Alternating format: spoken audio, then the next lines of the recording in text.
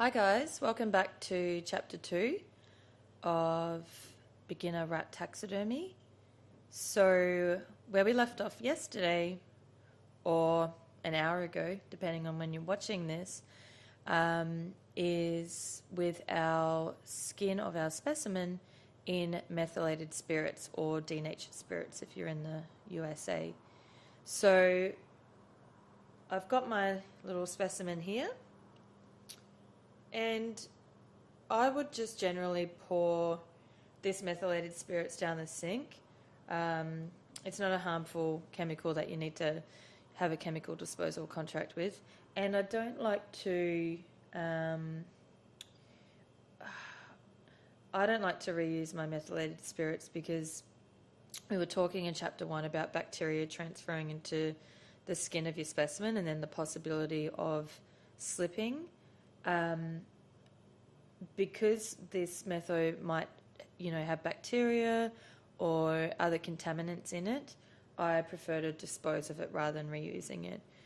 When we can reuse solutions or chemicals, we do. I just don't like to do that in this instance. So, as I said yesterday, you can leave it for a minimum of 1 hour in the methylated spirits, or 24, 48 hours. I wouldn't really leave it much longer than that. Alcohol is something that will just dehydrate and take moisture out of the skin. This is not a professional tanning process. When you start working on bigger skins, you absolutely must tan the specimen, which means turning it into leather. You can get away with an alcohol for smaller things, like, a little rat, even some of smaller rabbits. We don't necessarily use metho, but we use a range of other household items to clean the skins out and preserve them. But once you start getting to, say, like a fox size or something like that, you are going to have to go through a process of tanning. This doesn't mean that you have to necessarily go to a big tannery. There are packs that you can buy online from taxidermy supply companies. And we're also going to be releasing a book shortly, which clearly explains to you how to tan, which is going to take some of the guesswork out of that process. Because as I've found, it's easy to make mistakes with, and then your skins end up slipping. So methylated spirits, as I said, can only be used for small items, or small specimens rather, like a rat. Don't try and do a fox or a dog or something like that with it.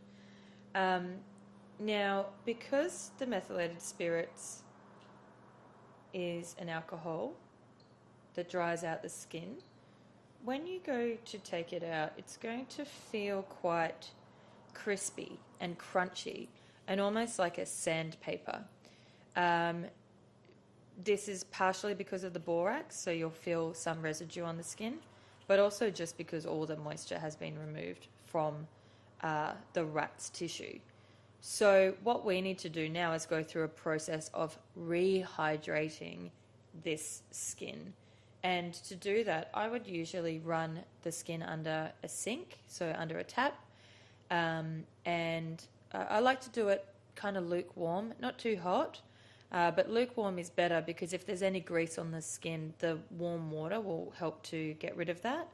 And then I've just got a normal dishwashing liquid. So I've used a Morning Fresh because I'm in Australia. I know that a lot of taxidermists in the USA like to use a product called Dawn, which is quite high concentrate, so a very good degreaser. And just like degreasing your pots and pans, it's going to take any grease out of the skin. So what I will do, just for the purpose of this demonstration, I've got a bowl, but like I said, I do it under a tap usually. So I'm just going to give my skin a wash. I would usually put the dishwashing liquid on the skin side, not the fur side, unless there was a little bit of blood, and then I just give that a bit of a finger wash. So I'll just give my skin a little bit of a wash. I can really feel it softening up and losing that sandpaper feel, which is great.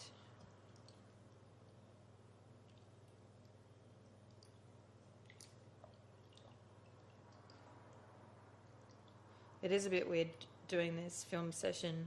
Usually I do live sessions where people can ask questions, so it feels a little bit strange just talking to myself. I was a bit nervous in chapter 1. Don't know if you noticed. Teaching's fun because, you know, often you have people on the screen or in a class with you, so you can kind of bounce off their energy and your jokes land better. Okay, so I have washed my skin, and now it's really important that I rinse all the detergent off of this fur. Think of it like if you leave shampoo in your hair, or you don't wash shampoo out of your hair properly. Itchy nose. What will happen is your hair will kind of become greasy and stick to your scalp. So that will happen with the rat fur as well. So it's very important that we really thoroughly rinse our skin. Again, under the tap is totally fine, but that's not going to work for filming. So I'm just giving that a good rinse.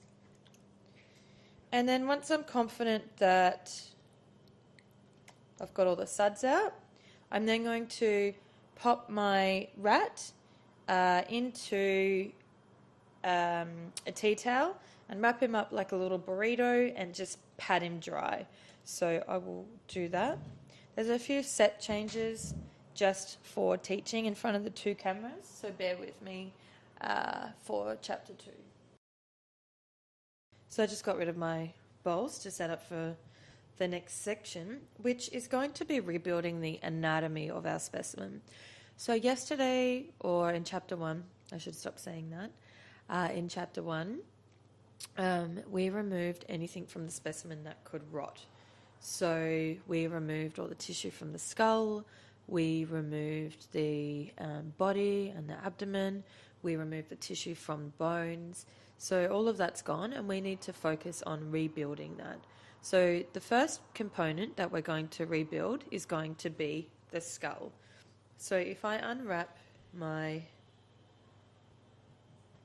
skin,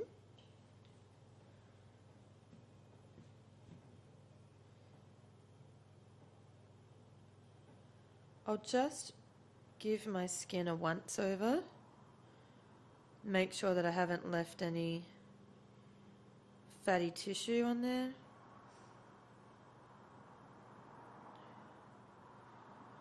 If you've cut any giant holes in the skin bigger than the size of a pea, you might need to sew them up. Mine looks quite good though.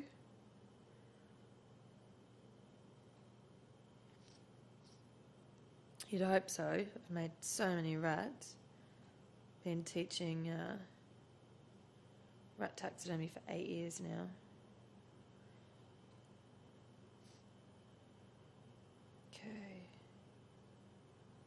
My skin's looking quite good. Just giving it a once over. There will be little bits of membrane and tissue, but mainly what we're looking for is any really big bits of fat. So my skin's looking quite good.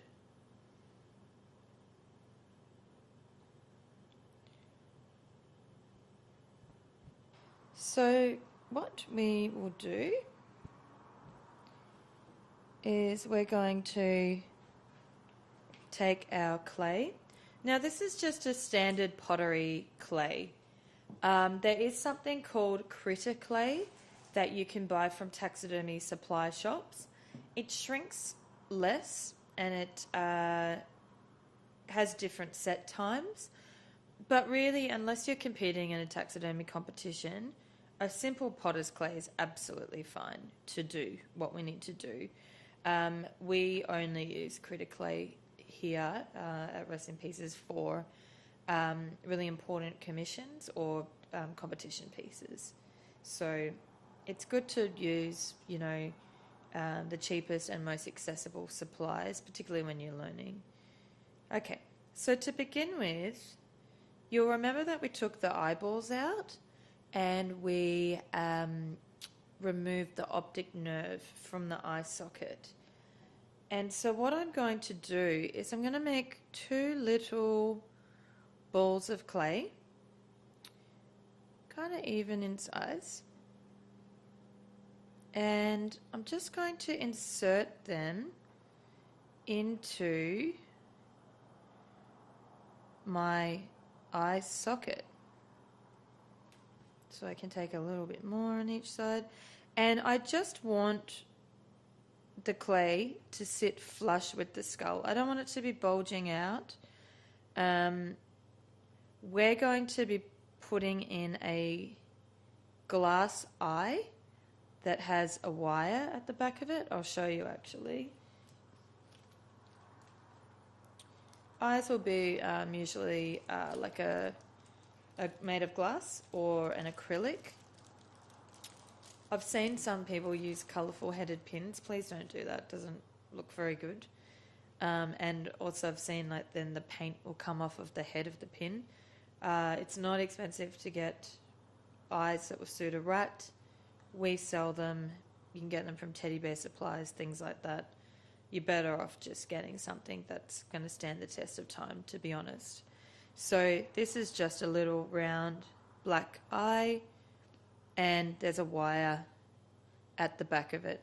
And so the purpose of the clay is that it will grip onto the wire when we insert it a little later on. So we need to fill that eye socket evenly on both sides.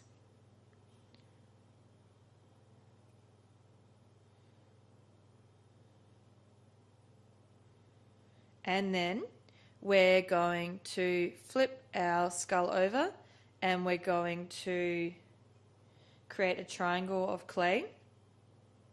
And that's going to fill the area where we remove the tongue. So I'm just going to make a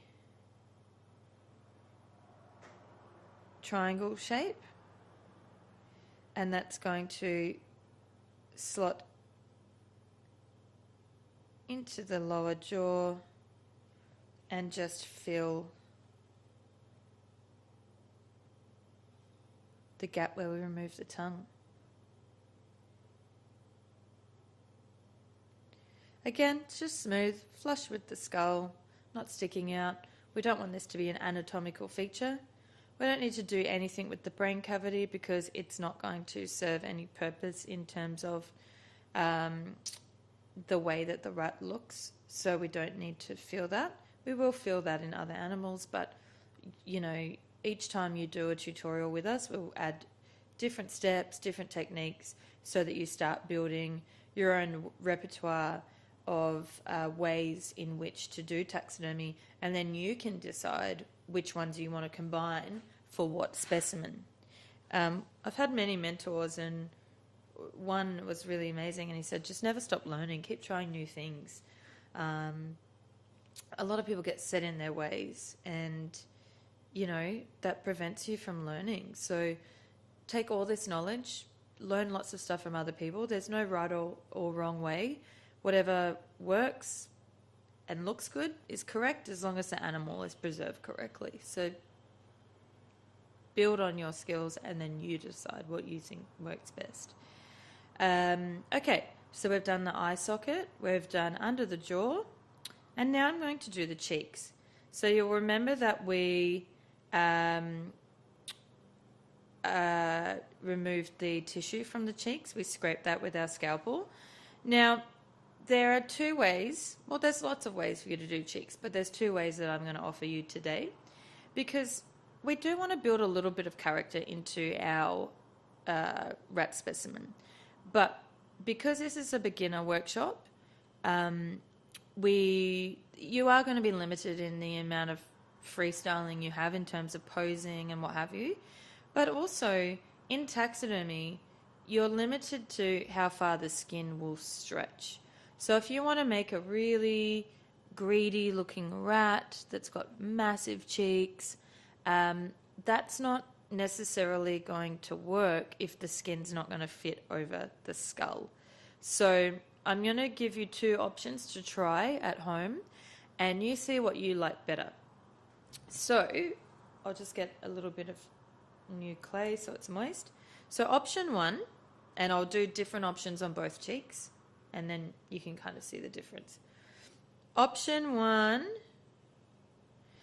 is to give the rat a bit more cheek right at the nose so that it kind of looks a bit chubby and greedy and, you know, fuller in the front of the mouth, like,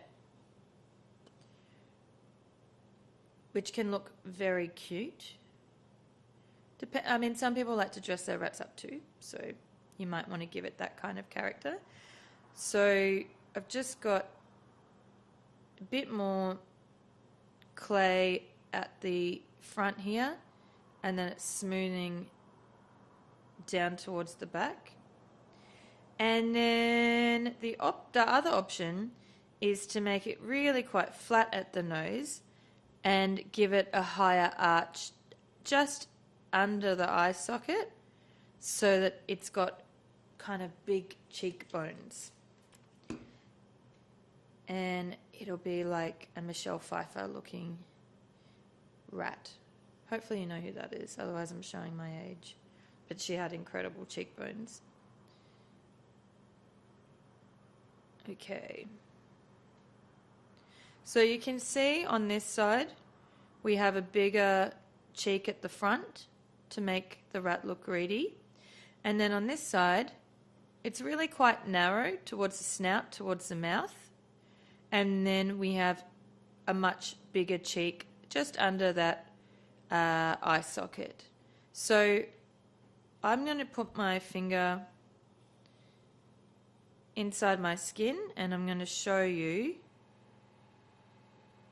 what the difference will look like. Now I'm going to give you at home two opportunities to, one, make sure that your head fits and you haven't put too much clay, because if you put too much clay you're not going to get the head over. But two, to see how you want your rat to look. So I'll just pull this back. You can see the difference automatically. Look, it is going to look weird. It looks wet. The fur looks wet. It doesn't necessarily look like a rat, particularly when it doesn't have eyes. But you are looking at the difference in the shape on the face and deciding what you think looks cuter. So on this one, you'll see that it's much chubbier in the cheek here, which looks pretty cute, actually, I think. And I can smooth that clay a little bit just to get my fur patterns looking nice. And then on this side, you'll see that it's narrower in the snout and it's got this kind of high cheekbone, and it looks quite different on both sides. So I kind of like the chubby cheek today. Every day I like something different. And each rat is different. I think it kind of speaks to you. So I'm going to go with the chubby cheek. So that means I'm going to take my skin back, make my clay work symmetrical, and then re-invert the head. So let's do that. But do what feels right for you. Just don't put too much clay onto the cheeks. Less is more. If you can't get the skin over, you're at risk of tearing the head, which is very hard to fix.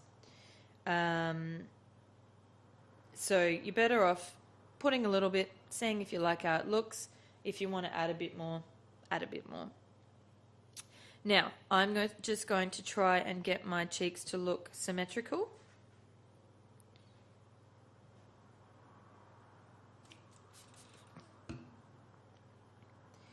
It's funny, when you first start doing taxidermy, you want everything to look symmetrical.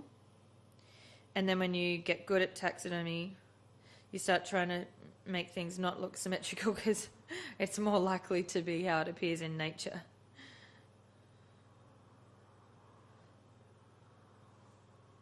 I'm still at that stage where if I want to do a cool pose, I just give something like a right turn or a left turn, like a blue steel. Taxidermy is a hard thing to learn. And because I spend so much time teaching and running the company and doing pet work and things like that, I don't get a huge amount of time to grow my skills. So, yeah, a right turn or a left turn seems cool. I'll get there on the posing, I think. So what I've done is I've tried to make my clay work symmetrical on either side of my cheeks, and then I'm going to invert my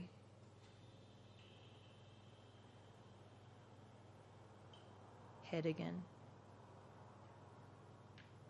like so. Now, it's important that you get the skin all the way back.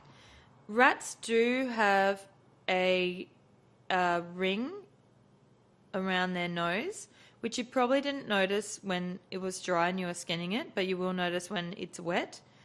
That is absolutely natural and normal.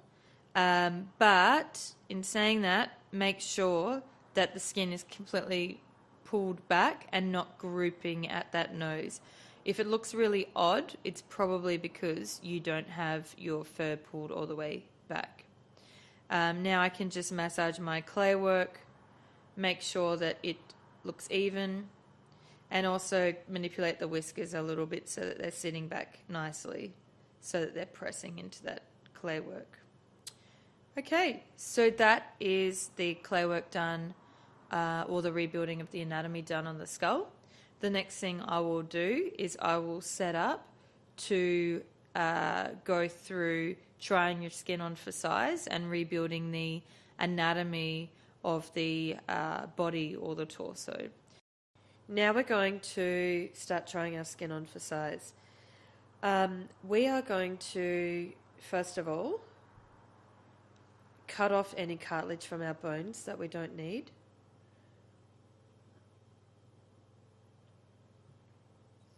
So in our kits, you'll have these diagonal cutters. So if you see this bone that we're looking at the moment, the back leg, see how it's not straight and you've got a little bit of cartilage at the top? We're just going to cut that off. And the reason that we're going to cut that off is because we're going to end up running a wire along this bone, and that's going to wire into our body so that we can manipulate the limbs around and move them around. And if we have, you know, a rather chunky piece of bone or cartilage, it's going to make it really difficult to run that wire smoothly along the bone. So I'm just going to trim that off. If you don't have one of our kits, you're probably fine to do that with scissors. And I'm going to do the same thing on the arms. If it needs it, you can see the difference with these two. So I'm just going to trim this one down, like so.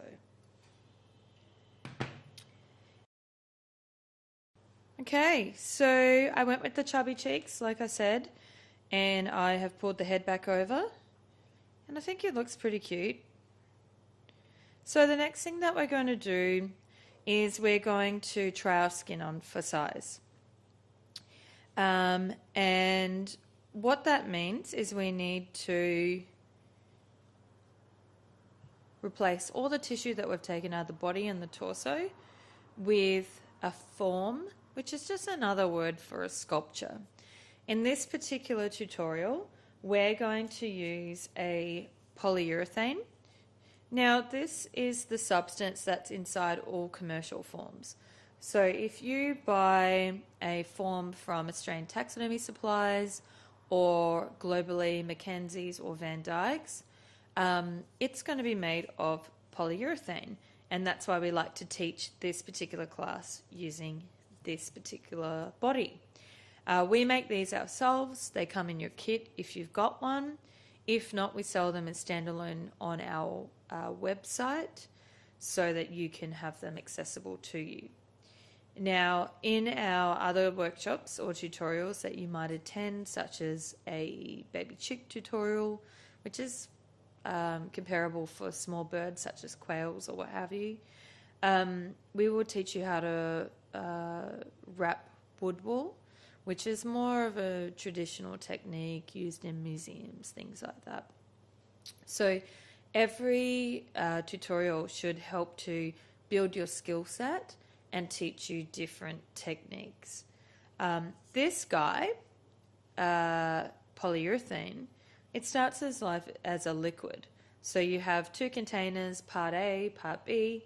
You pour them into a cup, you mix the same amount equally, and then it will start to kick off and it turns into a foam and it expands. So we'll make a mold for that, and we have these molds that kind of produce these bodies, which look very odd, but this is a beginner tutorial and it does the trick for a rat.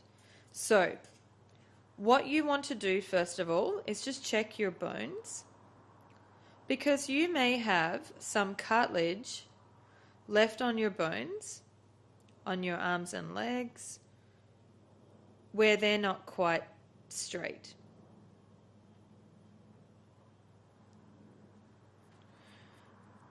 A little bit of fur happens. I'm actually going to show you guys slipping later, because this is a real risk with rats and foxes that fur will fall out. So I'm going to show you, if not on this specimen, another one, what it looks like, because it really sucks once you've worked on a specimen for hours and it slips. But there are ways to avoid it, and measures that you can take, but it is a problem with rats, just so you know. Okay, so if you have a little bit of cartilage, so if your bone looks very angular, you're just going to cut that off with your cutters. And the reason for that is we're going to have a wire running along our bones so that we can move our specimen like a puppet. And we're not going to be able to do that if we have really big pieces of cartilage left on our bones. So the patella, the kneecap, which we spoke about in our chapter 1. Okay, so once you cut those off, we're going to take our polyurethane foam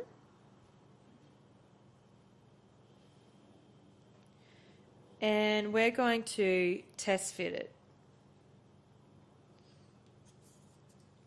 So this is how it will come in your kit. If you haven't got a kit, like I said, you can buy them from us online. You're going to pop this into your wrap and you're going to see if you can get the skin closed. So you're going to push the foam all the way down to the butt, the bottom, and then we want to see if we can close the skin all the way. So I've got a pretty good grip here on the bottom. That's closing up. I'm going to be able to sew that.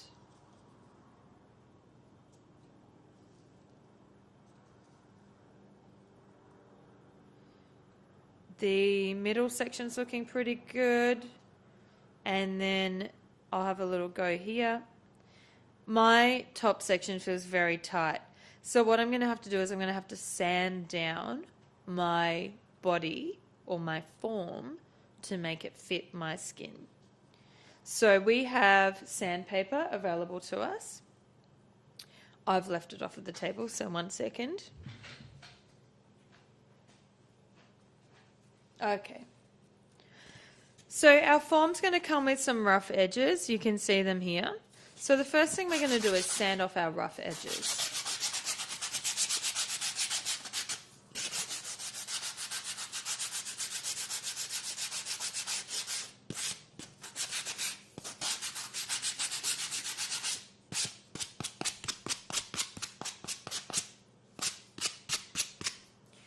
Once I've sanded off my rough edges so it feels smooth, I'm then going to sand the bottom of my form into a flat shape, and that's for two reasons. I want it to be a flat shape, so you can see at the moment it's not, because I want to know that that is the bottom end, because I'm always going to be pushing the bottom into the butt of my rat when I'm test fitting the skin. But also, if your wiring's not very good, it will help to support the stance of your rat. It'll help it to stand up. Wiring, it's not fun. No one enjoys it, but you have to do it on everything that's not a shoulder mount. So shoulder mount is when you have a bust on a wall. So really traditional taxidermy, if you think about like hunted trophies and things like that. So we're going to sand one end flat. And then the areas that we needed to sand down to make the skin fit, we're going to do that now. So you're going to take your sandpaper and you're going to sand all the way around evenly. You don't want to change the shape of your form. You don't want it to have any sharp edges, or, you know, you don't want it to start looking rectangular. You want to keep the shape. You just want to rotate the form and sand it down so that it will fit your skin. It is important that you sand it down, try the skin on for size. Sand it down, try the skin on for size. You don't want to make this form too small. It will look silly when it dries. And you want to keep it smooth. Like I said, no sharp edges, just smooth them off. So that you're not having to watch me sand for 10 minutes, I had a teammate prepare one for me earlier. So we'll do it a bit like cooking show style. But you at home, take your time. Doesn't matter how long it takes for you to sand. I prefer you do it slowly, test fit, sand, test fit, then become overzealous and then destroy your body, because you only get one of these in the kit. So I have got one that we've already prepared here. Thank you, Mel.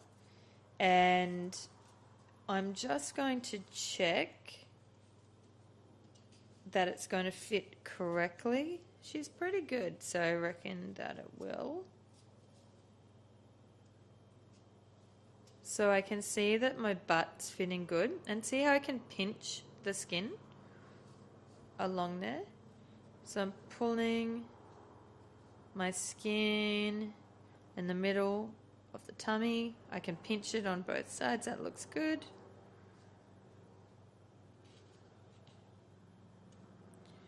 Let's just check now that I've sanded this properly. And yep, I can get this around the chest, and I can get this around the shoulders. Perfect. Can you see how I have a seam all the way along now? So that when this skin dries, I'm going to be able to sew it up, which is really cool. Now, you're going to notice that your head's going to be flopping around. Yeah? Not a problem. We're going to be building a neck later. That's fine. Don't take any length off of your rat, please. The head should flop around. What we care about is that the arms, when we add wires to them, they're going to be able to hit the body and be wired in. That's what we care about. This floppy neck is not a problem whatsoever. So now we've got our body. Okay, once we've got our body, we're going to mark the bottom with a big black circle. We'll call that our target. And then we're going to get our thickest wire out of our pack, and we're going to straighten that wire. Just using our hands. And then I like to sharpen. I'm just going to get rid of this sandpaper. Okay. I like to sharpen the edges of my wire. So I will cut this wire diagonally. So not straight, but diagonally, just to make it sharp.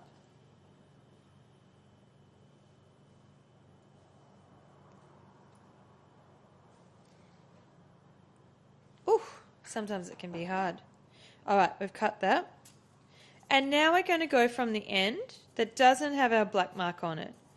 And we're going to try to wiggle our wire through our form and out the end that has the black mark. That is our target. And polyurethane's fun. Can you see this? See how the wire is curving and just coming out the side? Polyurethane feels like a violet crumble or a crunchy. You know those chocolates that have air bubbles in it of the nougat? Or is it honeycomb? No, I think it's honeycomb. The wire will find the air bubbles in the polyurethane and want to come out in every angle.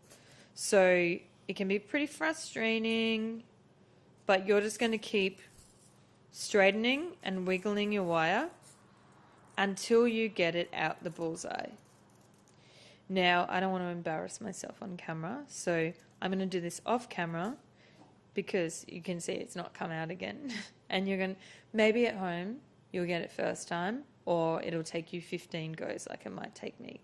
So I'm going to come back to you once I get it out of the bullseye. Okay guys, we're back. I got it at the target. I reckon it took me 4 times. Maybe if you're lucky at home, you'll get it first time. I tend to do quite good, and then when I'm teaching, it's the worst. It never comes out the spot that you want it. Look, if you didn't get it right out the middle like this, and you kind of got on the side, close enough is good enough. Don't stress. So I want you to take your cutters, pull the wire through a little bit, make a U-bend, like so, and then just going to grab some cotton wool. So, cotton wool is cool because if you can find the start of it, it's like a spool of thread. It rolls out into a sheet. Isn't that great? Who knew? You can take a tiny bit of cotton wool, pop it under the U-bend of the wire, and then take the flat side of your cutters, not the indented side, but the flat side, and push this wire in as firmly as possible so that you can't feel the wire or the cotton wool. Now, the reason that we have the cotton wool there is so that when you're pulling the wire back through, it doesn't pull all the way back through, so the cotton wool acts as a stopper. But the thing about wiring is that even though there is cotton wool and there is wire there, it shouldn't feel like it. It should feel flat. Because if you can feel the wire when the skin dries, you're going to be able to see the wire. So we're going to end up with a body, and then this is going to become our neck. Okay, so what I'm going to do now is I'm going to get my skin. I'm going to peel the skin slightly over my skull and find my clay that's in my lower jaw. And I'm going to run my wire through the lower jaw and out the mouth of my specimen. If you don't have the wire running through the clay, you're in the skull cavity and you're just going to keep hitting the sinuses of the nose and not get it out the mouth. You're far too high. So I'm then going to put my skin onto my form, remembering that you're always going to push the body down towards the butt. Then, once you've got that position like so. He looks a bit ridiculous right now, I know, but it'll come together, trust me. You're going to mark with your marker that comes in your kit. Oops, I've gone a bit rogue there, don't know why.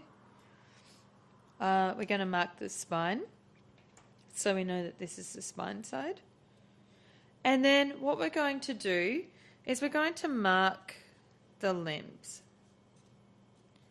So if I am going to have my legs come up like so that he's standing, I'm going to feel for where my bones are going to join into my form,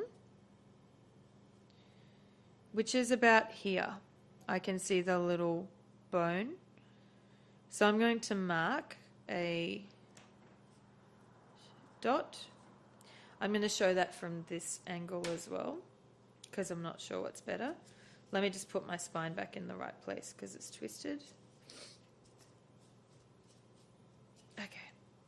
So your leg is going to come up and your foot's going to come out. So I'm just going to hold where my bone is sitting, which is about here. And I'm going to mark that on my form.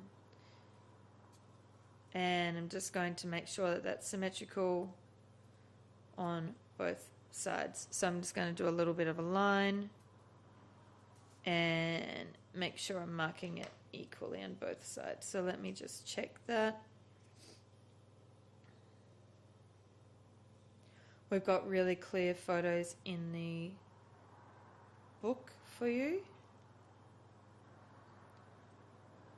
It's a bit challenging on camera because I'm trying to work the angles. Okay, so we're going to hold this one up. That's going to sit there. That foot's going to come out. Yep, that's looking pretty good to me. And then the second one we're going to do is the arms. Look, it doesn't matter if your arms are going to be holding something out like this, doing shy, doing scratching of the ears. They're always going to sit on the side of the body. So you're never going to be marking for the bones to enter the front of the chest. So it doesn't matter how you want to pose it. We're going to find the side of our body. So we're going to have a look here. And we're going to mark side of our body with a dot. And then I like to do a little line to the other side.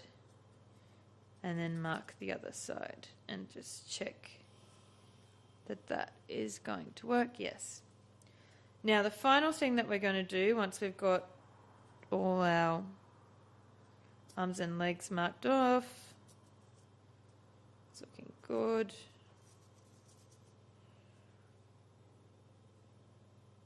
Yep. Is we're just going to check where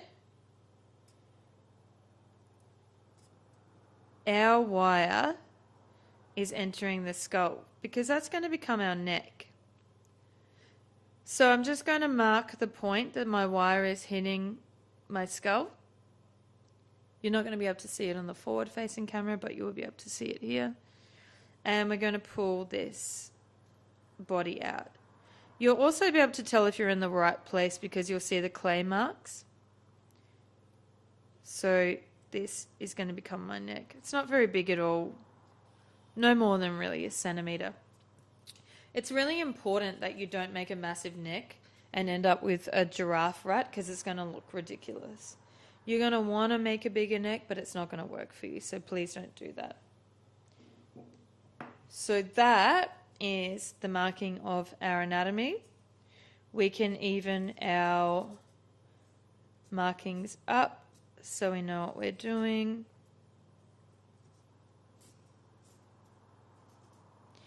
And then we're going to put this to the side for a second because we're going to start wiring. So I'll put this down and then we'll come back.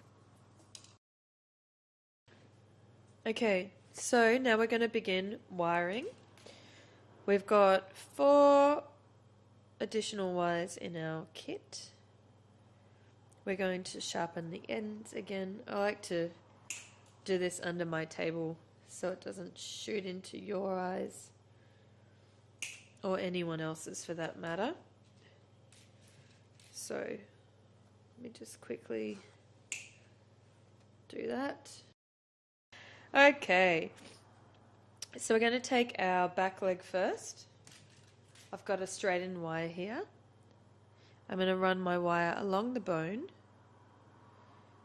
and I want to go down the back of the foot, over the ankle, and you might have to give it a bit of a jiggle. Oh, I'm not in the right place. Let's start that again. This will happen to you, so it's good that it happens to me. Okay, so I've got the wire along the bone, put the skin in the right way. I want to come over the ankle, and I'm going to run this wire down the foot. Now you'll see it in the pad of the paw. I'm going to come out that pad, and then what you can do is you can say hello, because the wire is actually pulling on the tendons. So the paw will wave at you, which is a little bit weird, but people think it's cute. I still think it's cute. Okay, so what we're going to do is we're going to unroll our cotton wool again, like so. Whoop. And then I'm going to take a little bit. You kind of need to remember how much skin you took off of, tissue you took off of the bones, not skin. And with the wire coming halfway out either way, we're going to wrap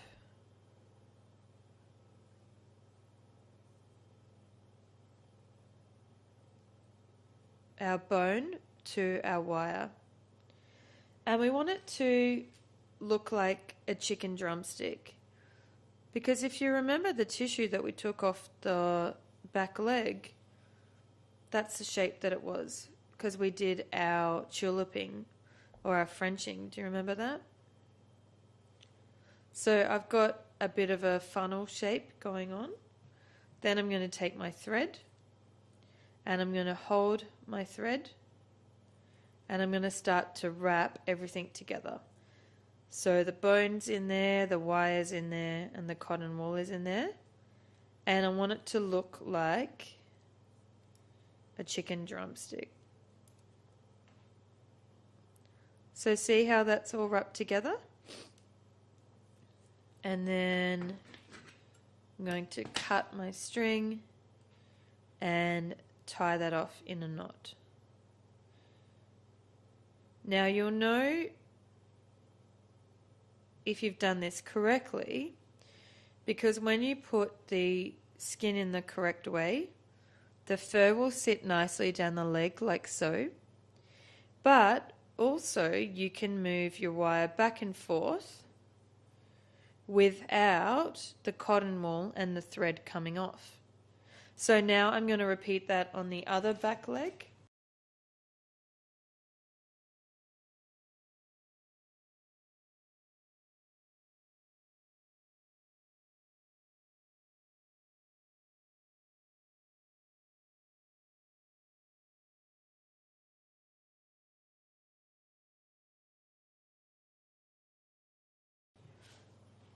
Okay, both back feet are done, or back legs. You really got to watch your words when you're teaching. All right, now I'm going to show you one arm and then we'll speed up the second arm.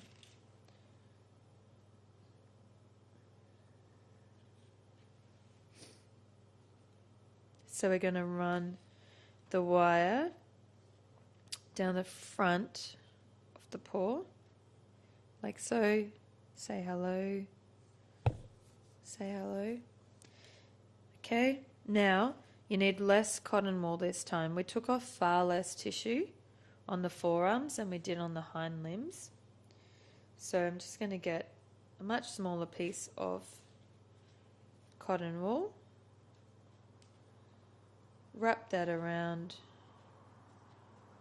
like so.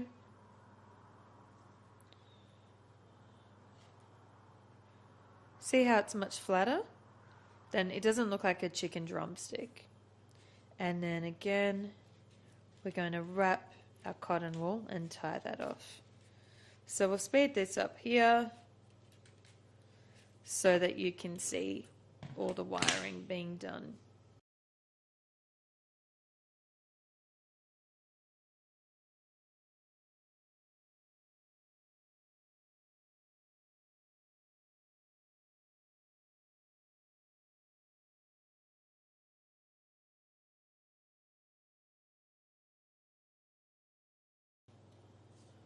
Okay, so I've done all 4 limbs, guys.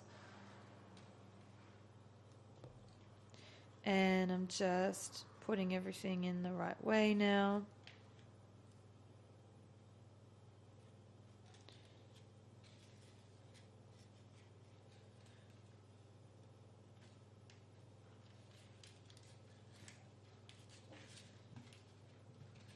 So your rat's going to look something like this. It's a bit stressful, there's wires everywhere. It's not the best time, but you're going to put the specimen back together soon and it's going to start to look like a rat, which is a pretty good feeling, to be honest. Okay. Next we're going to get our body back with our marking of the neck, and we're just going to wrap a little bit of a neck. We don't want to make it very thick, we don't want to make it very long, we don't want to make it very large. We're only going to go up to our black dot where we marked our anatomy. And we don't need to wrap this super tightly because we just want to make a neck that's going to taper down into the body and look natural. So I'm just adding a bit more so it looks even all the way around. And then I'm going to get my thread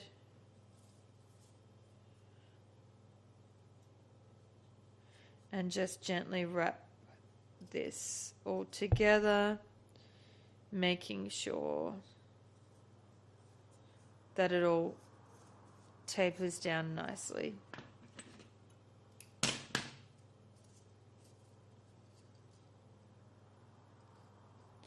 And I'll tie this one off.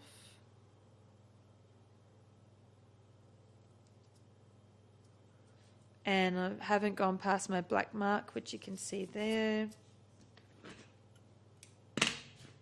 Okay, so this is part 1 of wiring, guys.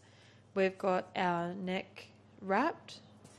We've got wires in, oops, just got a thread here. Get rid of that so it's not on camera. We've got our wires in our forearms and our back legs or hind limbs. And the next thing we're going to do is we're going to make sure that our wires are lying on the correct side. So our right wires are on the right side, our left wires are on the left side.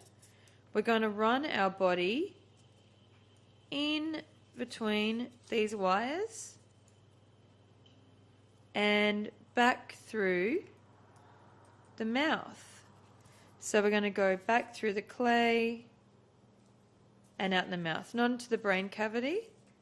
And then we're going to make sure that our spine is facing towards us because we made our first incision down the back of our rat. You'll remember that was our dorsal incision, like a dorsal fin.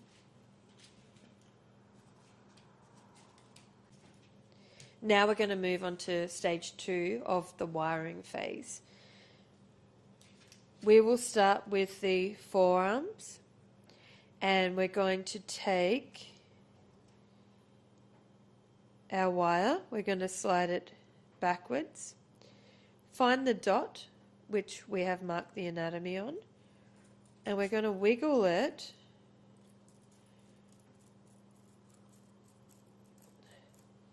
across the spine and out the other side of our form. So you can see that the wires come out the other side, which is fabulous. It's also gone well beyond the spine, which is great. So we know that this wire is gripping onto heaps of polyurethane. That's exactly what we want. Now you might remember this from when we wired the neck into the body. We are going to make a loop, and we're going to get a little bit of cotton wool, take the flat end of our cutters and use them to push that wire down. You'll find using your cutters is way stronger than using your finger, and that feels flat to me. I know to you it looks like I can feel a lot of cotton wool, but if I run my finger along the body, I can't feel the wire and I can't feel the cotton wool. That's what we're hoping for. So I'm going to do that on all of my limbs. I'm going to take my next forearm, put it through the hole, make it come out the other side, do a loop, and put my cotton wool in. And then I'll do the same thing on the back limbs. So we'll fast forward this bit so that you can see that in action.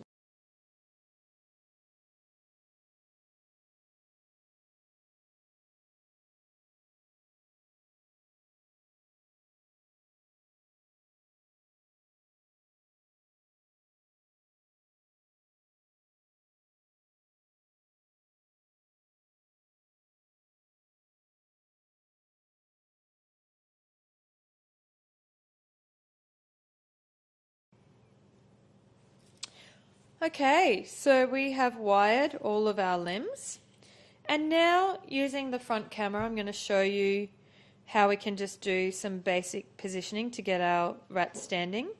So our legs are going to come straight down, our feet forward, which will create a bit of a hip, and then our head can come down, and hopefully our rat is going to be able to stand. At this point, you can shorten the wires. Don't cut them off completely, but we're just going to shorten the wires in the arms. I don't need to do anything in my legs. We want a couple of centimeters because remember the legs have got to go into a base, particularly if you bought our kit. If you bought a display kit, you're going to get a dome, and we need to be able to drill holes and put that wiring down. So I just wanted to cut the wires a little bit so that it felt more manageable. When they're really long, it can get really annoying. So now that you've done the hard work of wiring, you now get a treat and you get to put the eyes in your specimen. So we'll take our glass eyes, our tweezers, and what I'm going to do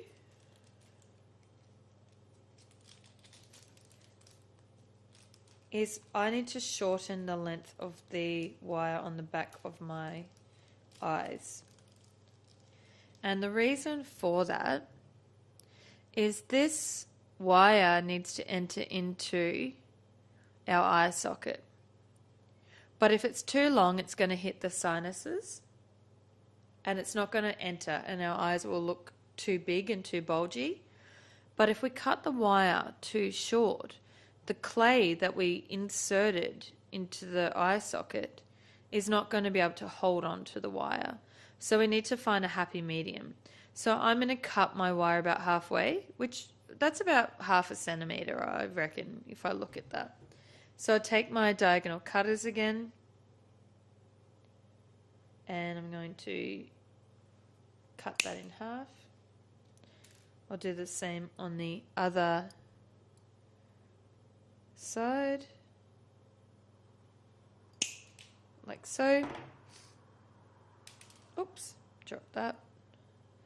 And then I'm just going to find the center of my eye socket and my eyelid, and I'm going to push my eye in. And I'm going to do the same on the other side. I want to make them look symmetrical, of course. In terms of the placement on the face, but also how much they stick out. So that's looking a little bit cute. And it really brings your specimen to life, huh? So we can see that. Yeah, it looks really cute. Now, if you have a little bit of the eyelid overhanging, we can take our pointed tweezers and we can just move that skin to close it around the eyeball so that we don't have a big gap at all. So we'll use our pointed tweezers to just move that skin. And remember, moving skin is taxi. Taxi means arrange, taxidermy. So we're just arranging that skin around the eye. Okay, so I've got both of those in. The next step is sewing. I hate this stage. It's not my favorite at all. I'm not great at sewing, but some people love it. So I'll talk to you about the needle that we're going to use and the type of stitch that we're going to use. I will demonstrate how to get you started. I'll show you a few stitches and then we'll fast forward to me doing the sewing and tying off so that we can get you on to the next stage. So first things first, in your kit you will find a curved needle. If you don't have a kit, you can use a straight needle. It's not a problem. I just prefer a curved needle. I find it much easier on a small specimen like a rat. So we have these cute little curved needles. And we're just using a standard cotton thread that you can buy from any craft store. And I want to take about an arm's length of my thread, like so. So I will cut that off. Now, a student of mine taught me, that if you hold your thread upright and put the needle down onto it, that you're going to be able to thread your needle better than holding your needle sideways and trying to push the thread through it. And even though I'm quite blind with my glasses, I have certainly found her technique to work. So that is how I've threaded my needle. Now you don't need to tie it off at the end at all. You can just leave that loose, and you don't need to double this all the way down. So just a single thread all the way down is perfectly fine. Now what I want to do is I want to pick up the bottom of my skin, so just above my tail. I'm going to pick up the skin that is above the center of my tail. And I'm going to go from the underneath of the skin and then come out where the fur is. And I'm going to tie a knot straight onto the skin. The reason I like to do this is because I found, particularly because I'm not a great sewer, that if I did a double knot and then started stitching, I would sew and it would create a hole where I'd pull the thread too tight. So the knot would create a hole and then I'd be tearing the skin, tearing the skin, tearing the skin. Whereas if I tie a knot straight onto my skin, like so, a double knot even, I know that regardless of how I sew, the knot is not going to pull through my stitches because it's fastened to my skin. Right, so now that we are fastened on to the bottom of our wrap, just above the tail, we're going to use a baseball stitch. So I'm going to go under the skin on one side and then under the skin on the other side. So we're going to crisscross under the skin and out on the first side. So I'm going to sew to just above my hips, which you can see my kind of hip is sitting around here. And the reason I'm going to do that is because I might want to check if I want to add some padding to fatten my rat up. So we'll speed this up, but I'll just show you a few stitches first. So I'm going under one side,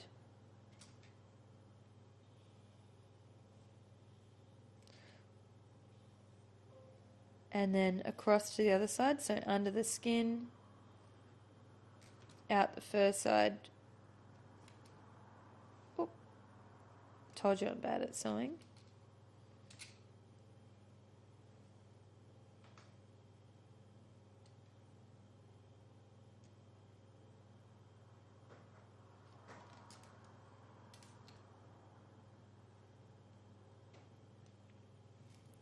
And then back across to the other side, so under the skin and out the first side.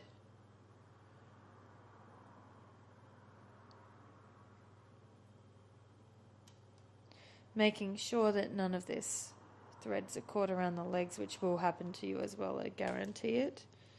And then pulling this tight, and then we're going to go across, across, across.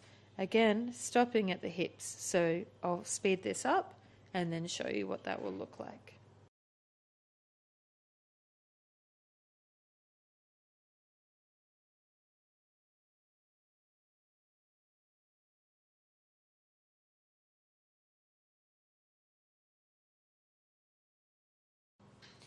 Okay, so I've sewn about a third of my specimen up. I'm just above the hips here, and I'm going to check if the skin looks nice around the hips and it's all sitting well. I think mine looks pretty good, but if you feel that you have a bit of room in the skin here, what you might like to do is grab your pointed tweezers and grab your polyester fill, which is different to your cotton wool. Polyester fill is this stuff that you put inside teddy bears. Feels different, completely different to your cotton wool, so don't get them confused. And you can take a little bit of your polyester fill and you can use your pointed tweezers to pad your specimen out. So you can add a little bit to the belly if you think that it needs it. You can add a little bit to the hips. And the reason that we sew first is because if you put all of that padding in and then you started to sew, it'll all get caught in your threads, and also you might be padding spots that really don't need it added. The less polyester fill that you use, the better, because when your skin dries, you're going to start to see lots of lumps and bumps under the skin. So I feel pretty happy that mine looks flat and nice. So I'm going to then sew up to my arms, check if I need any in the middle of the stomach. If I don't, I'm then going to sew just above my neck, check if I need to add any polyester fill, and if not, I will tie off. So feel free to sew, add polyester fill until we tie a knot in the very top of the skin. I'll do that now so that you don't have to watch.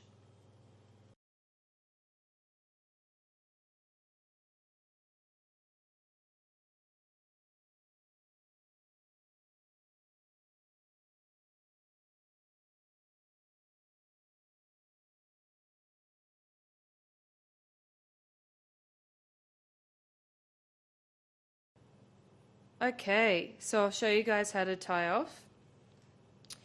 I've just got my final loop here. I haven't pulled it completely tight, so I'm going to take my thread and I'm going to run it under that loop and then just tie a knot.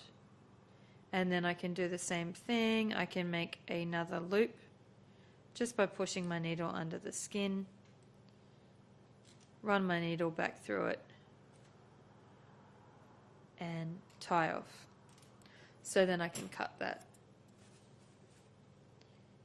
Now that we've done all our sewing, we can get our polystyrene block, and we're going to start to mount our rat. So I'll set up for that.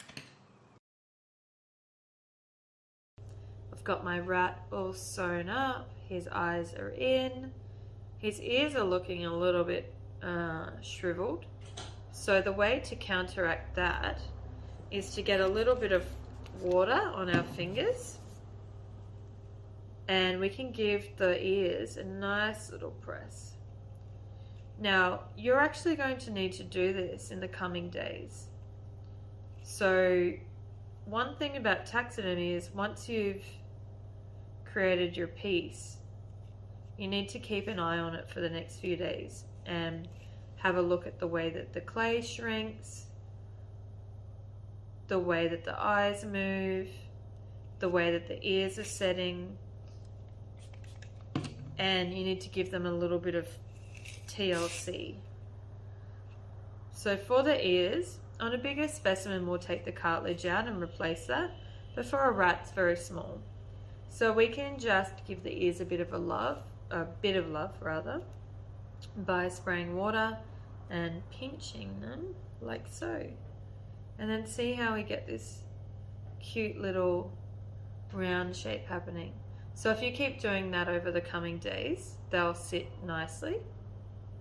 Right, now we need to mount into our styrofoam block.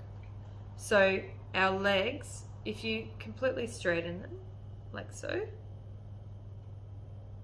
we're all going to be on the same page. Then, just to jog your memory, our feet are going to come out to the front, and then the wire that's coming up the foot needs to bend straight down so that it can go into the foam, because we don't want to see this wire. It's meant to be invisible. And we can then press our wire straight down into our foam like so, and I'll use my tweezers to straighten the toes out so that they're sitting nicely on my foam.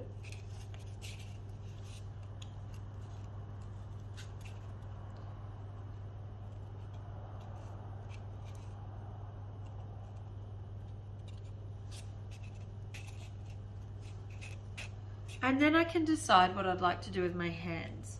There's a variety of poses that you can do, totally up to you. You could do, you know, yay, celebrating. You could do something like scratching the eye or the ear. You could do shy, covering the eyes. You could have your rat holding something. So you could push the wires in like so. And this is why it's important that we've wired, because now we get all this movement and flexibility with our specimen to give it some life and to give it some character. So I will just go for a bit of a shy pose on this one. Haven't done that for a while. Bend my head down like so, something like that. And once I've decided on my pose, I can then pin my toes and my tail into position on my styrofoam board. So I'm going to face this towards me to do that, and then I'll show you what that looks like. So your kit will come with pins, and I'll quickly just pin either side of each toe.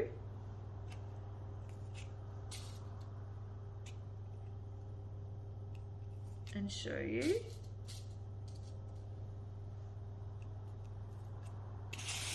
So this is one toe, oh sorry, 1 foot. And then I might like to curve my tail around. So while it's drying, I want to set it into the position that I like. And as I said, I'm going to keep an eye on this for the next few days, and if I need to move anything, I absolutely can, to make sure that my specimen's going to end up super cute. So I'm going to pin the other side of the foot now. I've done the tail, I've done the right foot already, so I'll quickly pin this guy. And then what we're going to do is we can give this guy a blow dry. We want to get all the moisture out of the fur.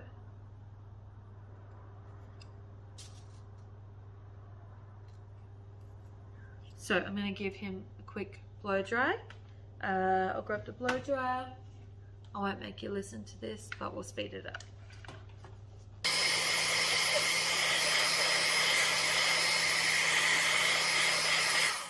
Okay, now our specimen is nice and dry, so we can cut these wires. We want to do it before the skin completely sets, otherwise we're going to find it quite difficult. So I'm going to pull my hand back, I'm going to cut the wire and then push the hand back over, because if you remember correctly, I said earlier that we want the wires to be an illusion. We want them to be in our specimen but not be able to be seen. So I'm going to push my skin back and carefully using my cutters and not cutting off any of the fingers,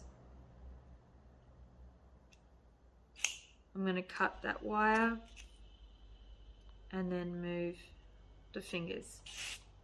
Same thing on the other side. And then we're also going to do that on the mouth.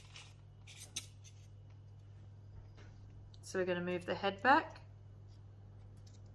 and we're going to cut the wire like so. Now we'll leave our specimen to dry for a couple of days, keeping an eye on it, checking how it's setting, making sure that we're giving some love to the ears. And then once it's all dried out and set, if you've got the display kit, we're going to mount this into a dome. Right, so here we are with a completely different rat.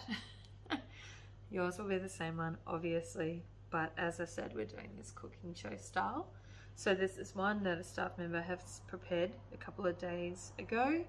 Everything's dried out, the feet are dried out, the tail is nice and dried out now. The ears are looking pretty cute and round. So it's time for us to unpin our specimen, because we're going to mount this into our dome.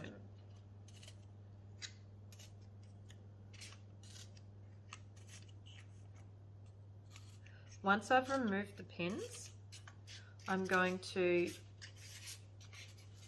fold the wire into a straight position so that I can pull my specimen out of the foam. And then I'm going to grab my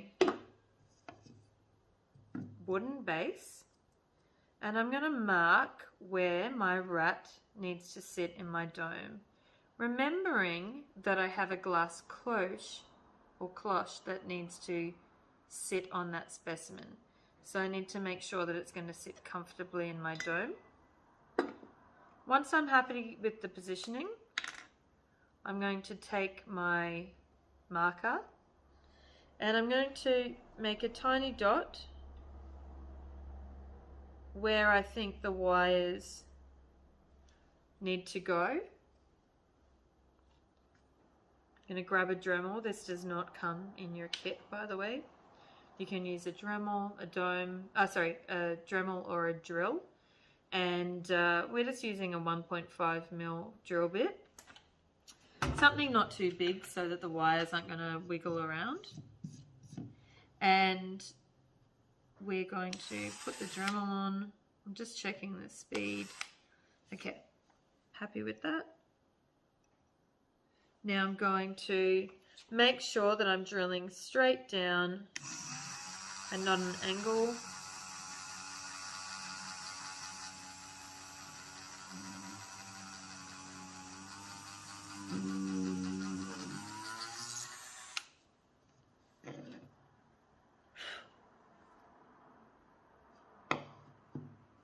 Just make sure it's come out the other side, guys, because we want our wires to come out the other side. There we go. And I'm going to do the other leg.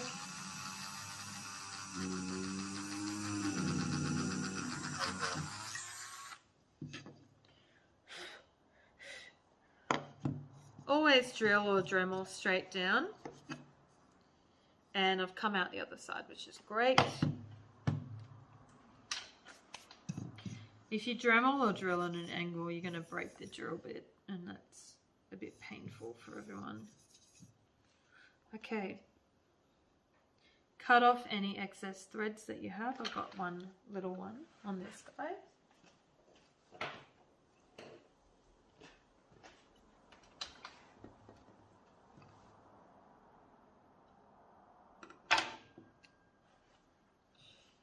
And then we're going to push our wire through our Dremel holes.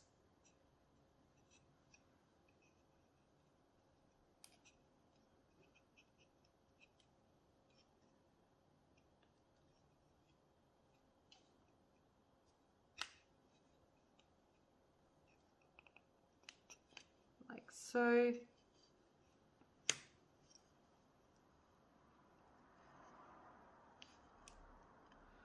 Making sure that everything's going to fit into our dome.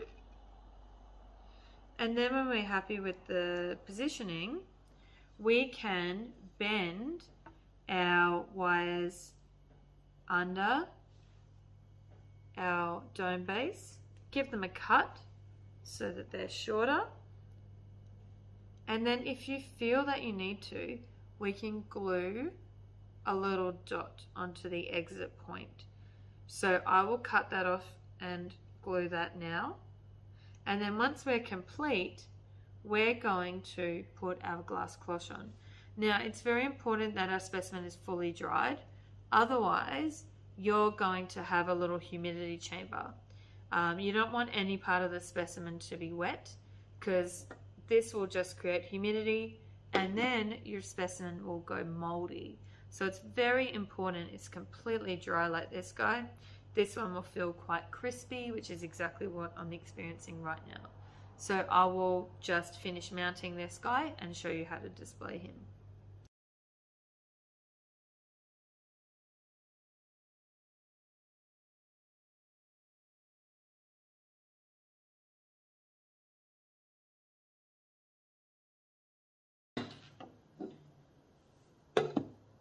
And that is how you taxidermy your first rat.